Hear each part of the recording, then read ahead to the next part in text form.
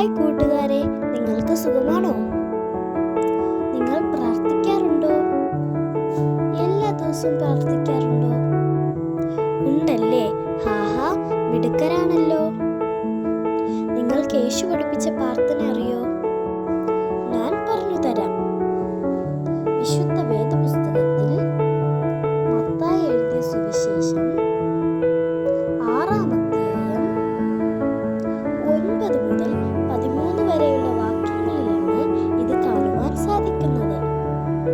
സ്വർഗസ്ഥനായ ഞങ്ങളുടെ പിതാവേ, നിന്റെ നാമം വിശുദ്ധീകരിക്കപ്പെടണമേ, നിന്റെ രാജ്യം വരേണമേ, നിന്റെ ഇഷ്ടം സ്വർഗത്തെ പോലെ ഭൂമിയിലുമാകണമേ.